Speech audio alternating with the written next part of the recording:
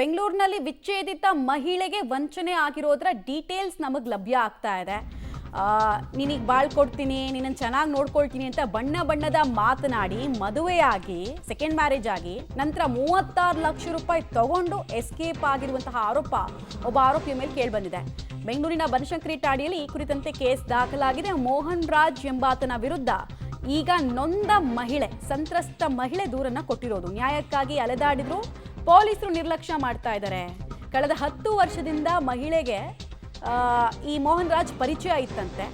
ನ್ಯಾಯ ಕೇಳೋಕೆ ಹೋದ್ರೆ ಮೋಹನ್ ರಾಜ್ ಹಲ್ಲೆ ಮಾಡಿರುವಂತಹ ಆರೋಪ ಕೂಡ ಕೇಳಿಬಂದಿದೆ.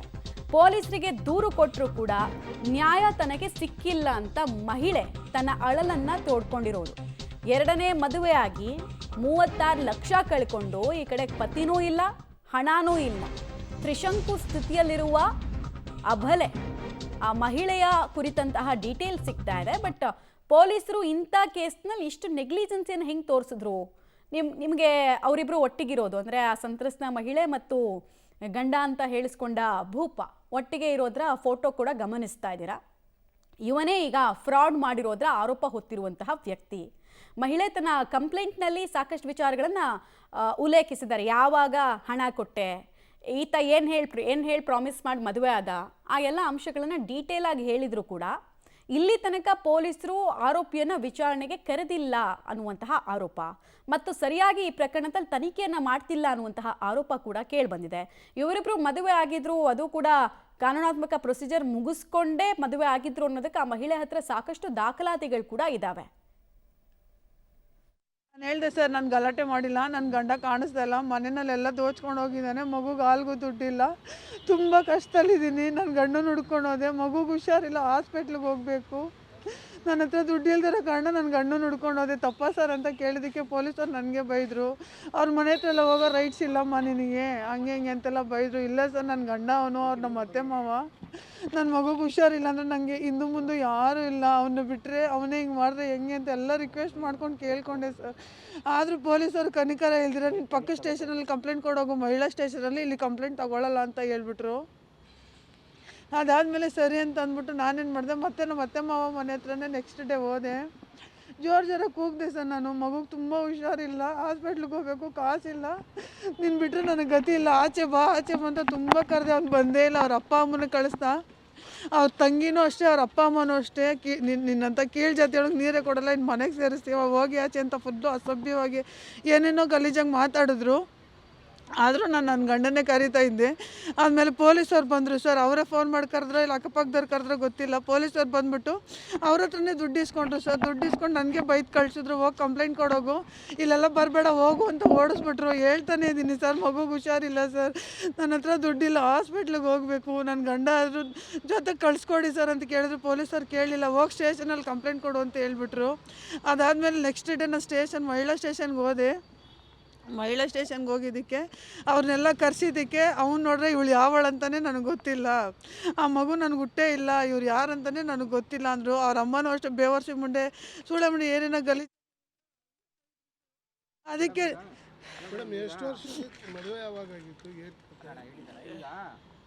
ಆಗಿದೆ ಅಂತೇಳಿ ಗೊತ್ತಿದ್ದು ಅವ್ರ ಪರಿಚಯ ಆಯಿತು. ಆಮೇಲೆ ಅವರು ಮನೆಯಲ್ಲೆಲ್ಲ ಬೇರೆ ಥರ ಬಟ್ಟೆಗಳು, ಹೆಣ್ಮಕ್ಳು ಬಟ್ಟೆಗಳೆಲ್ಲ ಹಾಕ್ಕೊಂಡು, ಅದು ಯಾವುದು ಸರ್, ಅವನಿಗೆ ಸ್ವಲ್ಪ ಹುಡುಗಿ ರುಚಿ ಜಾಸ್ತಿ ಇದೆ ಸರ್.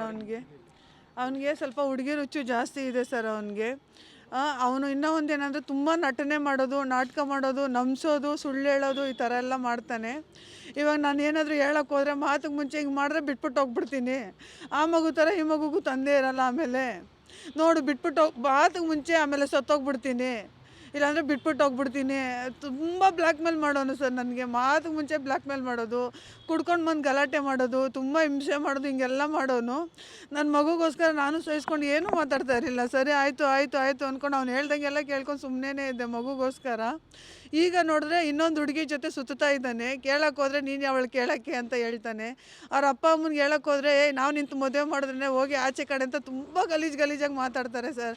ಅವ್ರ ಅಪ್ಪ ಅಂತೂ ನನ್ನ ಮಗ ಗಂಡಸು, ನನ್ನ ಹತ್ರನೇ ಈ ಥರ 4-3 ಬಿಲ್ಡಿಂಗ್ ಇದೆ, 3 ಅಂಗಡಿ ಇದೆ, ನಿನ್ನಂಥವಳನ್ನ ಕಟ್ಕೊಂಡು ನಾವೇನಕ್ಕೆ ಇದು ಮಾಡಬೇಕು, ನನ್ನ ಮಗನಿಗೆ ನಾನು ಇನ್ನೊಂದು ಮದುವೆ ಮಾಡ್ತೀನಿ, ಹೋಗಿ ಆಚೆ ಕಡೆ ತುಂಬ ಗಲೀಜಾಗಿ ಬೈದು ಓಡಿಸಿದ್ರು ಸರ್ ಅವರು.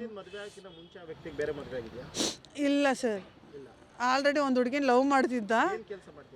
ಸರ್ ಅವ್ರದ್ದು 3 ಬಿಲ್ಡಿಂಗ್ ಇದೆ, ಇನ್ನೂ ಒಂದು ಸೀಟ್ ಮನೆ ಇದೆ ಸರ್ ಅವ್ರಿಗೆ. ಆಮೇಲೆ 3 ಅಂಗಡಿ ಇದೆ ಸರ್ ಕಲಾಸಿಪಾಳ್ಯದಲ್ಲಿ. ಈಗ ಏನಂತಾರೆ ಫೈನಲ್ ಆಗಿ ಈಗ ಏನಾಗಿದೆ? ಸರ್ ಅವ್ರು ಏನು ಹೇಳ್ತಾ ಇದ್ದಾರೆ ಅಂದರೆ, ಇವಾಗ ಮನೆ ಬಿಲ್ಡಿಂಗ್ ಎಲ್ಲ ಕಟ್ಟಿರೋದ್ರಿಂದ ದುಡ್ಡಿರೋ ಹುಡುಗಿನೇ ಬೇಕಂತೆ, ವರದಕ್ಷಿಣೆ ಕೊಡೋ ಹುಡುಗಿನೇ ಬೇಕಂತೆ, ಅವ್ರ ಕ್ಯಾಸ್ಟ್ ಹುಡುಗಿನೇ ಬೇಕಂತೆ ಸರ್. ಫೈನಲ್ ಆಗಿ ಈಗ ಮಹಿಳಾ ಸ್ಟೇಷನ್ ಕಂಪ್ಲೇಂಟ್ ಸರ್ ಇಲ್ಲ, ಮಹಿಳಾ ಸ್ಟೇಷನಲ್ಲಿ ಕೊಟ್ಟಿಲ್ಲ ಸರ್. ನಾನು ಪಕ್ಕದ ಸ್ಟೇಷನಲ್ಲೂ ಕೊಟ್ಟೆ, ಕಮಿಷನರ್ ಆಫೀಸಲ್ಲೂ ಕೊಟ್ಟೆ, DGP ಆಫೀಸಲ್ಲೂ ಕೊಟ್ಟೆ, ಎಲ್ಲ ಕಡೆ ಕೊಟ್ಟಿದ್ದೀನಿ.